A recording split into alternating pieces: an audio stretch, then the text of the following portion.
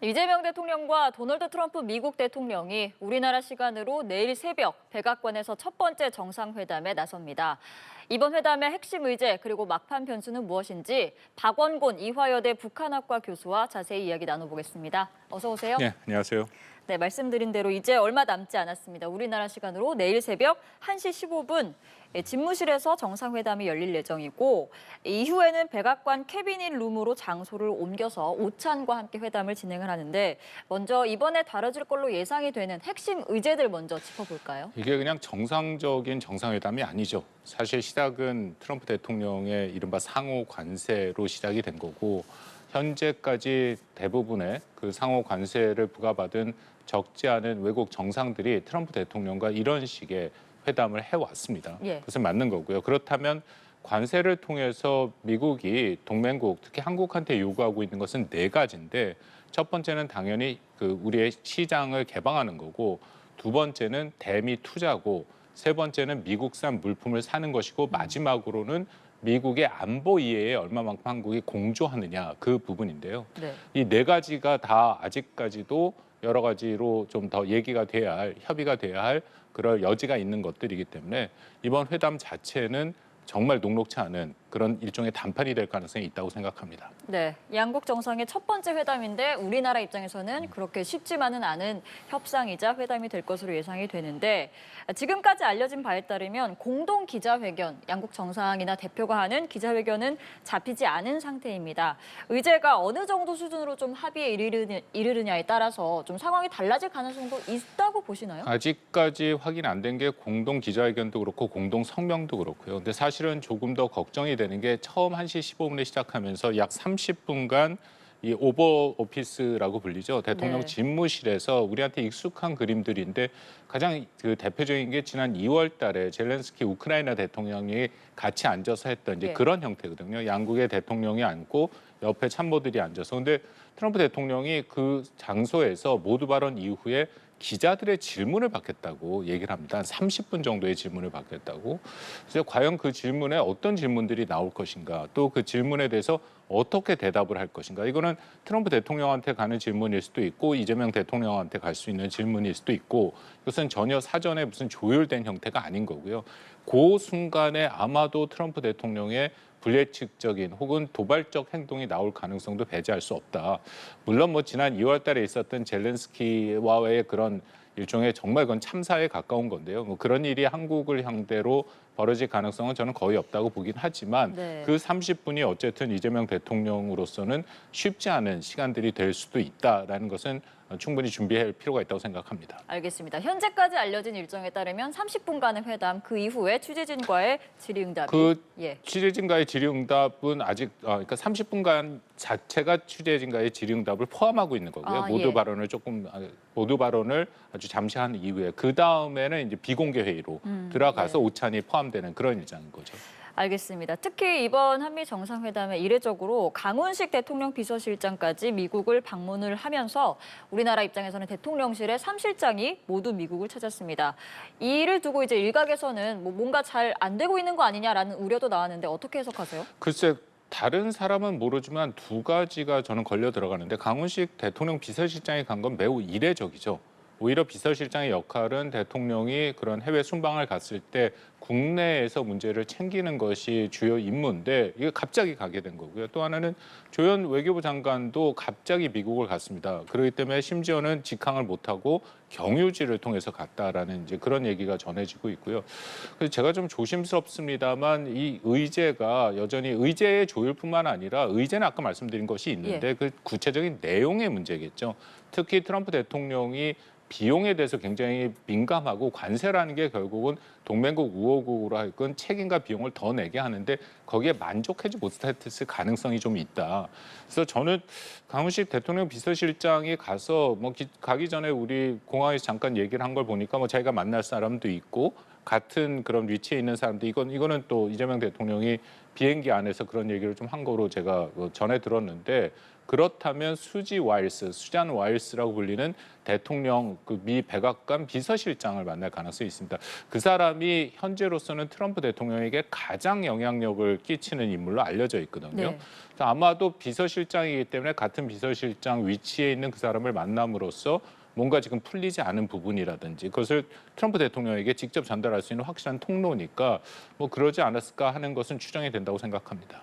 알겠습니다. 이제 좀 구체적인 의제의 내용을 좀 다뤄보자면요. 한미 동맹 현대화 문제가 이번에 다뤄질 것이다. 이야기 논의 테이블에 나올 것이다라고 기사가 많이 나왔는데 한미 동맹 현대화라는 게 좀 쉽게 풀어 말하면 무엇이고 그리고 이에 대해서 이재명 대통령 주한미군 유연화 요구에는 쉽게 동의하기는 어렵다라는 입장을 밝혔는데 이 문제에 대해서 양국의 좀 입장이 어떻게 갈리고 있는 상황인가요? 여기 이제 미래 전력화라는 얘기까지 나와서 개념들이 막 복잡해서 오늘 좀 혼란이 있었는데요.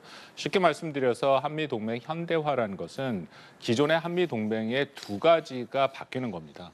첫 번째는 그간의 한미가 같이 북한 위협에 대비를 했지 않습니까? 예. 이제는 그런 형태가 아니라 한국이 전적으로 주도하고 미국이 일부 지원하는 형태 혹은 뭐 한국 주도 미국 지원 정도로 얘기할 수도 있을 것 같고요. 그게 첫 번째고 두 번째는 그간의 주한미군이라는 것은 북한 위협이라는 단일 위협에 대응하는 이제 그런 목적으로 여기 있었는데 이제 더 이상 그렇지 않다. 그러니까 결국은 한반도 외 영내의 중국 위협에 대한 대응도 하고 있다. 그 두 가지로 좀 좁혀서 얘기를 할 수 있는 거고요. 그래서 이 대통령이 얘기했던 유연화라는 것이 바로 이런 거죠.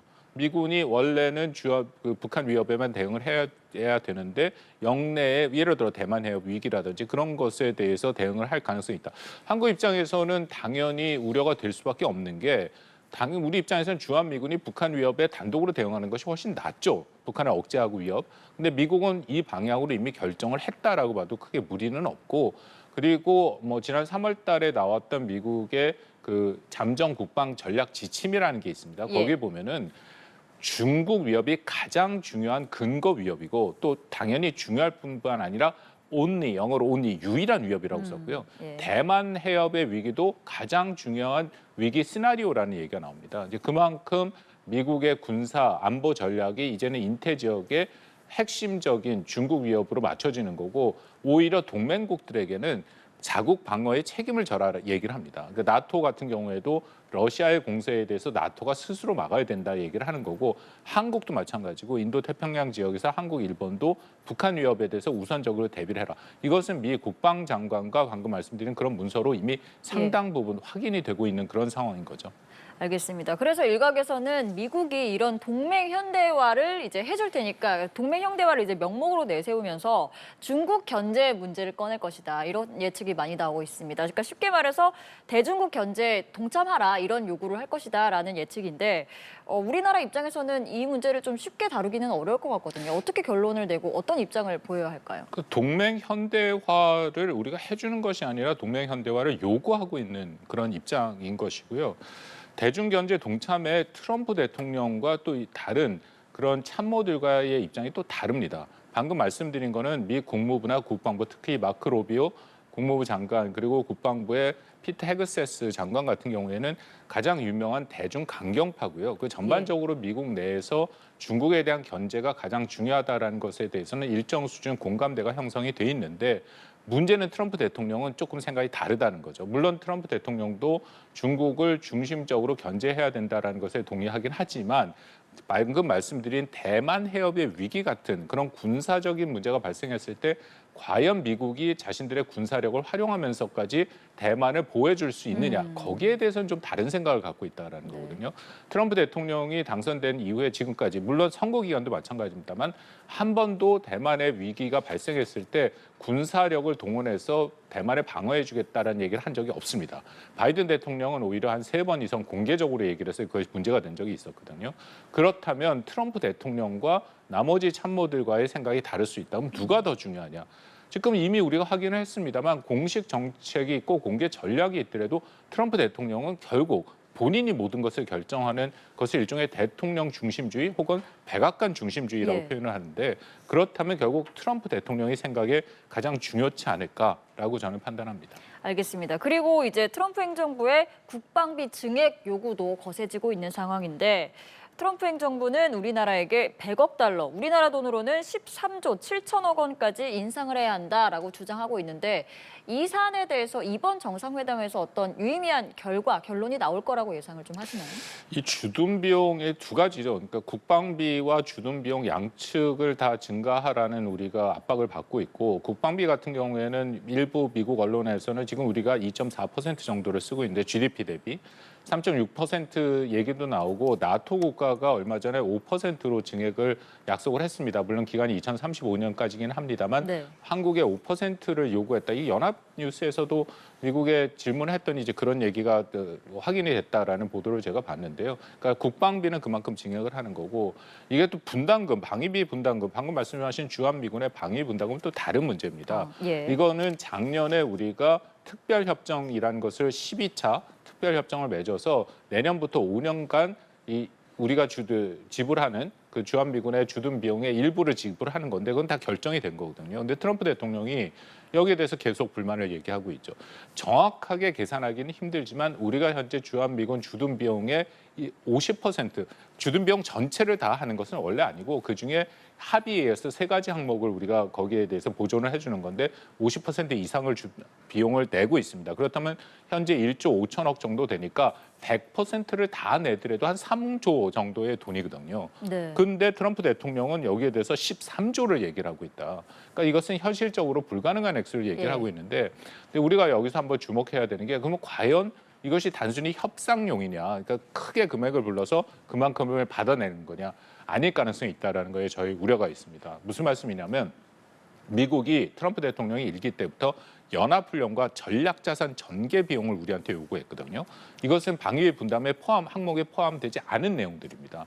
그렇기 때문에 트럼프 대통령이 만약 그것을 요구한다면 이것은 사실은 천문학적 액수가 될 수밖에 없고 우리 대비 태세에도 적지 않은 영향을 줄 수밖에 없다라는 거거든요. 근데 그간 우리가 충분히 봐왔습니다만 트럼프 대통령은 어쨌든 뭐 기존에 있는 어떤 협정이나 그런 것을 인정하지 않지 않습니까? 예. 대표적인 게 관세도 사실은 한미가 상호 FTA를 맺었는데 자유무역 협정이 있는데 그거 완전히 무시하고 그렇죠. 그런 식으로 하기 때문에 기존에 있던 어떤 협정과 합의를 무시할 가능성이 있다. 이제 그 부분에 대해서 우리가 충분히 대비를 해야 될 것이고요.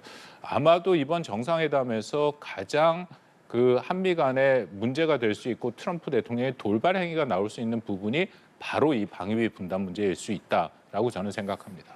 알겠습니다. 그리고 이제 교수님께서 아까 얘기하신 미국 측의 주요 요구 중에 하나죠. 바로 대미 투자 부분인데 일단 관세 협상에서는 우리나라는 3,500억 달러, 한화로 486조 원 가량의 대미 투자 기금, 투자를 유치하겠다라고 이제 정한 바 있습니다. 그런데 이 부분에 대한 이제 구체화, 어느 정도 금액, 어느 정도 분야에 대한 투자를 구체화할 것인가에 대한 부분도 오늘 이번에 논의가 될 텐데 뭐 조금 늘어나거나 좀 구체적으로 정해질 거라고 보시는. 뭐 액수도 더 요구할 가능성이 있지만 그보다 더 중요한 것은 내역이죠. 그때 네. 합의만 했고 과연 어떤 식으로 어떤 방식으로 이 금액을 운영할 건지에 대해서 한국과 미국이 굉장히 입장차가 큽니다. 트럼프 대통령을 비롯해서 러트니 상무장관, 스캇 베센트 재무장관은 이것이 다 미국이 통제하는 금액이다. 그래서 90% 이상이 미국한테 이익을 오는 것이다. 쉽게 말씀드려서 트럼프 대통령이 내가 이 산업에 투자를 하겠다면 우리는 무조건 돈을 대야 되는 일종의 그 영어로 인베스트먼트 투자 같은 개념으로 얘기를 했거든요. 근데 우리 김영범 정책실장이랑에서 말을 하는 거 보면 그런 개념이 전혀 아니다. 이것은 대출과 보증이고 직접 투자는 매우 제한된다. 굉장히 다른 얘기를 하고 있다는 거고요. 근데 이건 한국뿐만 아니라 일본은 좀 더 심합니다. 일본은 액수도 많고 그래도 우리는 한 4-5개의 분야에 한국이 경쟁력을 갖고 있는 이 분야를 얘기하지만 일본은 그 분야도 없거든요. 그러니까 아마도 이 부분에 대해서 계속 얘기가 될 가능성은 좀 있다. 더불어서 기업 총수들이 가서 대미 투자는 이미 좀 얘기가 나오고 있는데 한 1,500억 달러 정도가 될 가능성이 있다라고 생각이 됩니다. 그렇다면 기존의 3,500억 달러, 이 중에 2,000억 달러가 제가 방금 말씀드린 이 투자의 개념에 있는 돈이고 1,500억 달러는 딱 조선업에 특정된 거고요. 예. 그렇다면 3,500억 달러에다가 나머지 기업들의 대미 투자의 1,500억 달러를 다 합치면 5천억 달러가 됩니다. 아마 정부가 협상을 하면서 일부러 액수를 맞췄다라고 생각이 되는 게 트럼프 대통령이 중시하는 것은 이런 어떤 숫자, 특히 이렇게 딱 떨어지고 어떤 상징적인 의미가 있는 숫자거든요. 5천억 달러라면 정말 천문학적 숫자인데 이전에 3,500억 달러로 합의가 됐는데 자기가 한국 대통령과 대표단을 만나서 1,500달러를 더 늘렸다. 그건 분명하게 자기의 어떤 정치적인 승리를 선전할 수 있는 좋은 액수가 될 수 있다. 금액의 상징성. 그러니까 아마 그런 거를 한국 정부에서는 좀 고민을 하지 않았는가 그렇게 생각합니다. 네, 그리고 마지막으로 트럼프 대통령의 협상 방식에 이재명 대통령 그리고 우리 정부가 좀 어떻게 대처를 해야 할까라는 부분도 굉장히 주목받고 있는 부분인데 이재명 대통령이 트럼프 대통령에 져서 뭐 거래 기술을 읽었다, 철저히 공부했다 이렇게 밝히기도 했는데 어떤 큰 틀에서 좀 어떤 전략으로 이번 회담에 임해야 한다고 보시나요? 뭐 이미 트럼프 대통령의 특성은 우리가 실시간으로 다 봐왔기 때문에 몇 가지 얘기가 있죠. 일단은 트럼프 대통령이 남의 말을 거의 안 듣습니다. 그래서 집중력이 15초라는 얘기가 있기 때문에 예. 모든 말을 좀 두 가지식으로 얘기해야 되는 거고요. 두 번째는 가르쳐 드리려고 하면 절대 안 된다. 잘못된 얘기를 해도 그게 틀렸다라고 지적을 하면 안 된다. 이게 참 불합리한 얘기인데 어쩔 수 없습니다. 그런 얘기를 했다가 스위스 대통령이 그 관세 협상을 하는데 트럼프 대통령의 무역 정책이 잘못됐다라는 것을 얘기하니까 그 자리에서 31%의 관세를 39%로 늘려버렸고요. 그 놀란 스위스 대통령이 다시금 미국을 가서 트럼프 대통령을 만나려고 했는데 만나지도 못하고 왔습니다. 그러니까 그런 부분들을 좀 조심할 필요가 있다라는 것이고 그리고 아까 말씀드린 숫자가 중요합니다. 예. 그러니까 숫자의 상징성을 비유해서 우리가 이렇게 하고 있다라는 것. 그러니까 마지막으로는 끊임없이 칭찬을 해줘야 된다. 그거는 뭐 모든 국가들이 다 준비했고 예를 들어서 그렇게 콧대가 높다라고 알려진 유럽에 있는 정상들 대표적인 게 그 유엔 나토 사무총장인데 유럽 사무총장조차도 트럼프 대통령한테 대디, 아버지라는 그런 표현을 할 정도로 네. 칭찬을 해줬다.